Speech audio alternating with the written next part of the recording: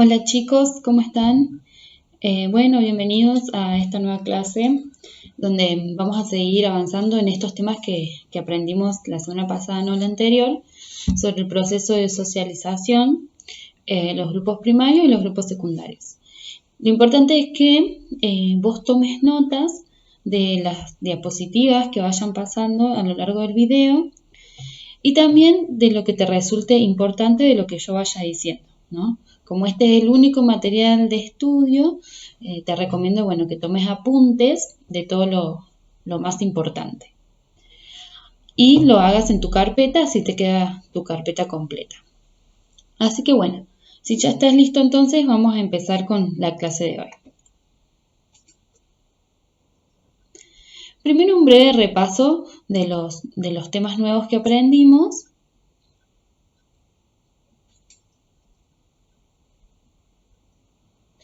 Y lo primero a recordar es que el hombre, y que estamos viendo en este momento el hombre como un ser social, ¿no? Como un ser social que se vincula con otras personas, con otros seres humanos. Y como el hombre es un ser social, una de sus dimensiones es la dimensión socio, que es vincularse con otros, las personas forman grupos, ¿no? Y estos grupos, primero que todo, son un conjunto de personas reunidas en un periodo de tiempo prolongado, por ejemplo, periódicamente, a lo largo del tiempo, por ejemplo, un grupo de amigos, que se plantean objetivos que desean alcanzar, que tienen lazos afectivos, es decir, que se vinculan, que tienen sentimientos unos con otros y que se comunican.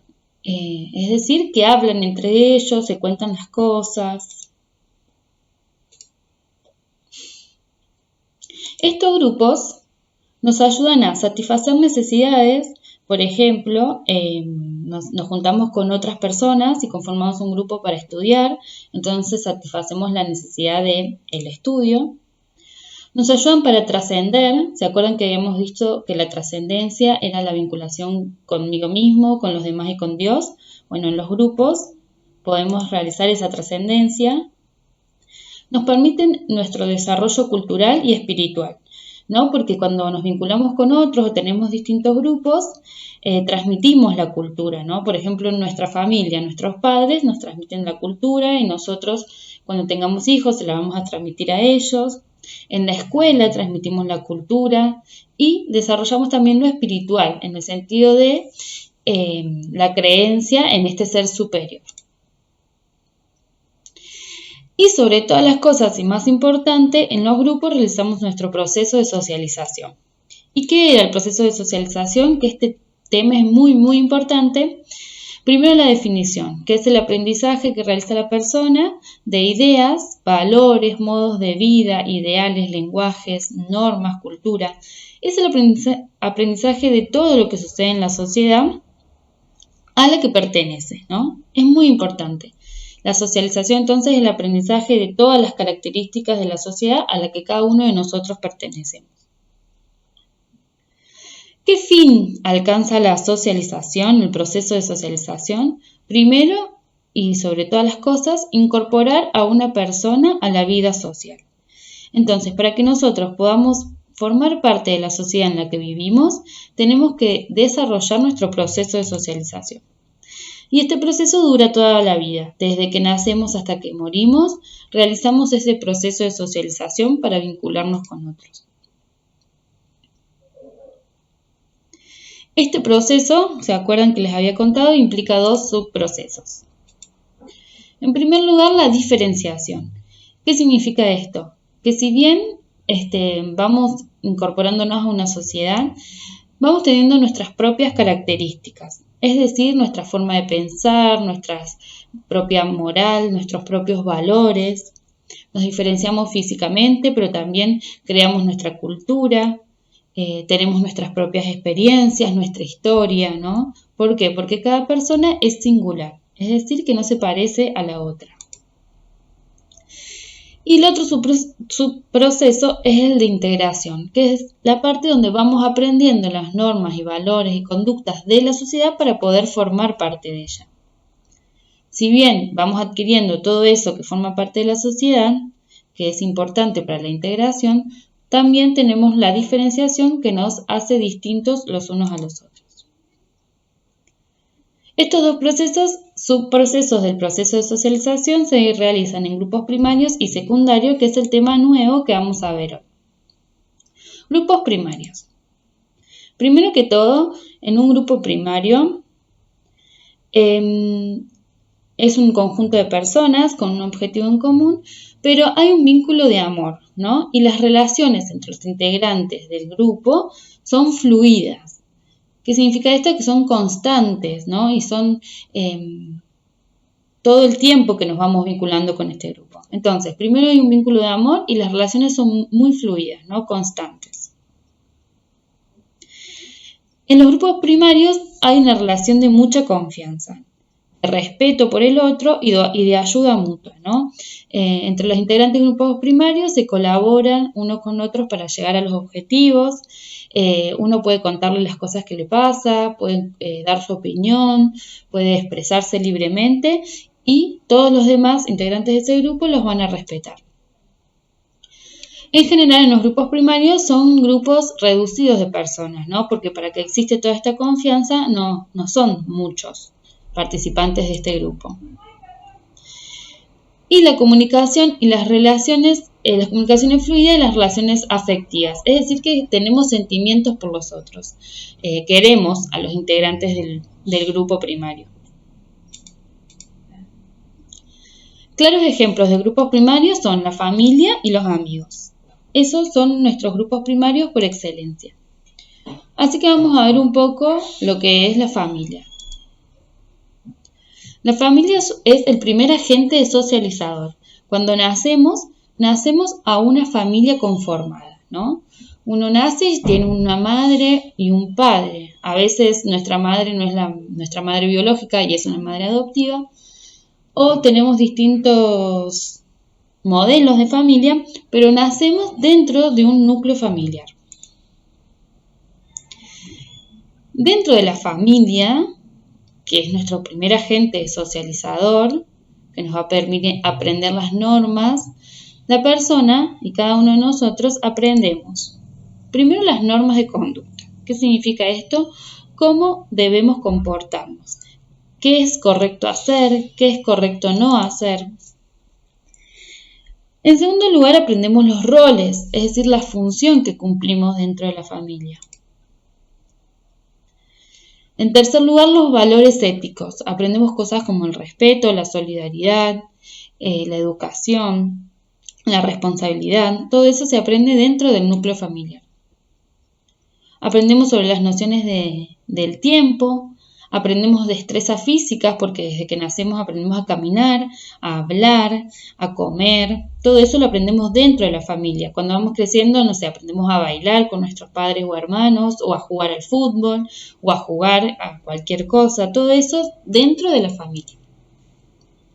Y sobre todas las cosas aprendemos el lenguaje, que es la característica fundamental de los seres vivos. ¿Se acuerdan que habíamos visto que el lenguaje y el trabajo era lo que nos diferenciaban de otros seres vivos? Bueno, el lenguaje se aprende dentro de la familia, que es el primer agente socializador. La familia, como grupo primario, se considera NPN, que es natural, primaria y necesaria. Natural porque siempre nacemos dentro de una familia. Puede ser cualquier tipo de familia, con un papá o una mamá, o con los abuelos, con los tíos, o con solo hermanos, pero siempre es natural nacer dentro de un grupo familiar. Primaria porque es el primer agente socializador. Ahí aprendemos las primeras normas para formar parte de la sociedad. Y necesaria porque sin una familia es muy difícil que un bebé recién nacido desarrolle la vida, ¿no? Casi imposible, si bien hay casos particulares, es casi imposible desarrollar la vida si no tenemos una familia a la cual pertenecemos. Y podemos ver distintos tipos de familias. En la actualidad, cada familia es un tipo distinto. Pero bueno, yo les voy a nombrar las principales para que las sepamos. La familia nuclear, que es la que está conformada por padre, madre e hijos, es la familia central, digamos que la que conviven habitualmente, en general viven en un mismo entorno. La familia extensa, que está formado padre, madre e hijos, y después los tíos, los primos, los abuelos, los familiares más lejanos, los primos lejanos, los bisabuelos si tenés. La familia monoparental, que es en general un padre con su hijo o hija, o una madre con su hijo o hija. Y la familia ensamblada, que es cuando un padre con hijos se relaciona con una madre que ya tiene hijos y conforman entre todos una nueva familia. Bueno, y ahora puedes anotar en tu carpeta qué tipo de familias son estas que van a ir apareciendo. Acá tenemos a Marley y a Mirko cuando era chiquito. Bueno, esta familia sería monoparental, un padre y su niño, su hijo. Después los Simpson, que es una familia clásica, que es la familia nuclear. Los dos padres, Marge y Homero, y sus 3 hijos, es una familia nuclear. Esta otra famosa familia sería, que son los Locos Adams, si no los conoces, sería una familia extensa, porque está la madre, el padre, el tío Lucas, el tío Cosa, bueno. Entonces hay más familiares que los padres y los hijos. Entonces por eso se denomina familia extensa. Y la familia ensamblada, que ahí está Wanda Nara con sus hijitos, con su nuevo esposo que es Mauro Icardi, si no lo conoces, y así tuvieron nuevos hijos. Entonces ahí hay 2 familias que se ensamblaron y conformaron una sola familia. Pregunta, y esto lo puedes responder, lo respondes en tu carpeta. ¿Qué otras clases de familia conoces? ¿No? Puedes buscar en internet y buscar qué otros tipos de familia hay hoy, ¿no? Porque en la actualidad hay muchos tipos de familia, entonces, bueno, investiga qué otros tipos hay y anótalos en tu carpeta. Y después contesta, ¿cómo es tu familia? ¿No? ¿Es una familia nuclear? ¿Es ensamblada? ¿Es monoparental? ¿O es algún tipo de familia que aprendiste mientras investigabas otro tipo de familia? También eso lo puedes anotar en tu carpeta. Bueno, les decía que los grupos primarios son los fundamentales, la familia, y el otro grupo fundamental son los amigos, que nosotros le vamos a llamar grupo de pares. El grupo de pares tiene objetivos comunes, es decir, un conjunto de personas que tienen un objetivo, una meta o un fin que todos comparten. Tienen pautas de conducta similares, significa que todos se comportan de la misma manera. En general, por ejemplo, si todos hacen el mismo deporte o comparten el gusto por las mismas series. Los grupos de pares suelen ser de la misma generación, es decir, que tienen edades similares. Por ejemplo, si vos pensás en tus amigos, más o menos tienen la misma edad. O puede haber poca diferencia de edad entre los integrantes del grupo de pares. Manejan códigos comunes. ¿Qué significa esto? Que tienen un lenguaje similar, se comunican de la misma forma, se visten de manera parecida, tienen los mismos códigos para vincularse con otras personas, las reglas de conducta son similares. Y todos los miembros de un grupo de amigos se consideran iguales. No es que hay uno con mayor poder que con otro, sino que son todos iguales dentro de este grupo de pares.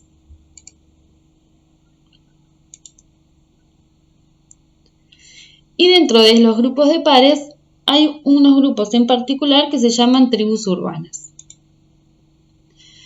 Las tribus urbanas, no sé si la conoces, son una agrupación de jóvenes que en general tienen vestimentas parecidas, ¿no? Y que hacen que esa forma de vestir los diferencie de otro tipo de grupos. Las tribus urbanas tienen hábitos comunes, por ejemplo, se reúnen siempre en los mismos lugares, visitan juntos las mismas exposiciones, juegan al fútbol o realizan deporte en el mismo lugar, a los mismos tiempos. Son hábitos, o sea, cosas que realizan comúnmente todos los miembros de esta tribu urbana. Se reúnen en lugares comunes. En general suelen parecerse entre ellos en su forma de hablar, de vestirse, de relacionarse, de comportarse. Tienen la misma forma de sentir y de pensar. Para pertenecer a una tribu urbana, tenés que pensar igual que el resto de la tribu.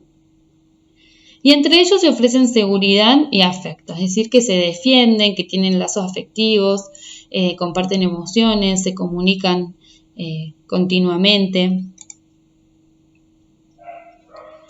Y algunos ejemplos de estas tribus son los hippies, que es una tribu urbana muy antigua que nace en la época de los 60, que tienen cosas en común, comparten la libertad, etc.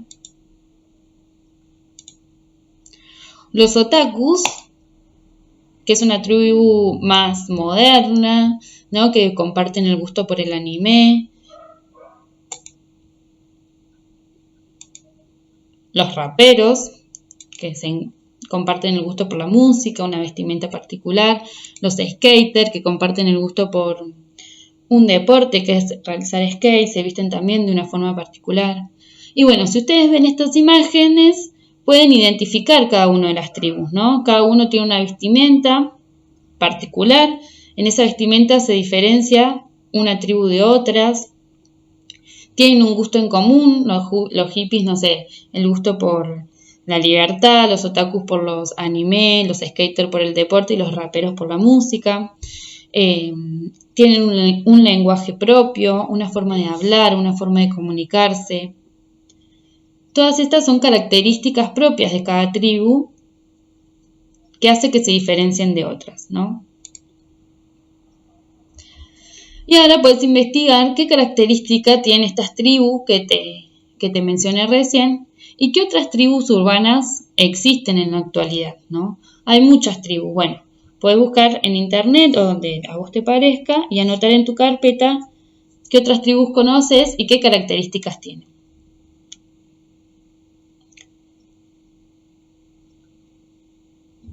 Muy bien. Estos que vimos hasta el momento eran los grupos primarios. Y ahora vamos a ver los grupos secundarios. Está formado por un conjunto mucho más grande de personas. Los grupos primarios son un grupo chico de 5, 6, 10 personas como máximo. Los grupos secundarios están formados por un conjunto mucho más grande, ¿no? Pensamos en 20, 30 personas. Son organizaciones, ¿no? Porque tienen una forma de funcionar que tienen como fin una tarea determinada, ¿no? El objetivo es realizar cierta actividad, es alcanzar cierta meta. Por ejemplo, una escuela tiene como tarea determinada la educación de los jóvenes, la educación de los adultos, la vinculación de los estudiantes con los docentes. Están organizados jerárquicamente, es decir, que existe una autoridad y por debajo otras autoridades que se vinculan. La autoridad principal le da órdenes a los demás y así sucesivamente, ¿no? Como una pirámide donde hay alguien que manda y después hay diferentes grados de autoridad según el orden jerárquico en el que uno se encuentra. Como les decía, existe una autoridad máxima. Los miembros tienen cada uno un rol y una tarea específica que va a desarrollar dentro de esa organización y no siempre hay relaciones de confianza. ¿Por qué? Porque los grupos secundarios son mucho más numerosos, entonces uno no alcanza a conocer a todos.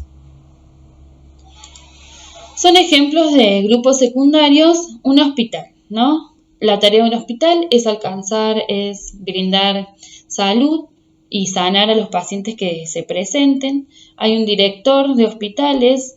Después hay médicos, después están los enfermeros, después están los pacientes, el personal administrativo. Cada una de estas personas cumple un rol, una tarea determinada y obedece a la autoridad de su superior. Lo mismo pasa en las escuelas o en las grandes empresas o en los trabajos, donde lo mismo, la tarea final es obtener dinero para la empresa y cada uno cumple su tarea y el trabajo que le fue asignado. Por ejemplo, algunos son vendedores, otros repartidores, otros trabajan en lo administrativo. Y las relaciones no son tan fluidas porque no se conocen tanto entre ellos, porque son empresas muy grandes. Entonces tienen una comunicación formal y un vínculo formal.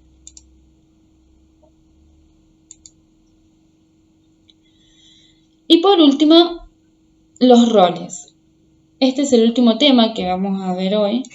¿Y qué son los roles? Es el papel que cada persona desempeña dentro de los grupos. Como parte del proceso de socialización, como les dije, formamos parte de grupos primarios y secundarios. Dentro de estos grupos desempeñamos distintos roles, ¿no? Desempeñamos un papel, desempeñamos una tarea. Eso es nuestro rol. Un rol es la ubicación de una persona que actúa de determinada manera. Es decir, vos formás parte de un grupo primario que es la familia. En esa familia actúas de hijo. Ese es tu rol. Y todas las actividades que realizás como hijo ocupan y forman parte del rol que tenés de hijo. Hay roles según la cultura a la cual pertenecemos. Hay distintos roles según los grupos en los que formemos parte. Y es importante que sepan que ocupamos distintos roles a lo largo de nuestra vida y que ocupamos distintos roles al mismo tiempo. Por ejemplo, dentro de tu familia el rol que tenés es el rol de hijo, pero dentro de la escuela el rol que tenés es el rol de estudiante. Dentro de tu grupo de amigos el rol que ocupás puede ser primero el de amigo, ¿no? El de vincularse con los otros, y después puede ser el rol de ser líder o de saber escuchar o el de dar buenos consejos. Entonces, según en el grupo en el que hoy te desempeñas, es el rol que vas a desarrollar y es la actividad que vas a desarrollar.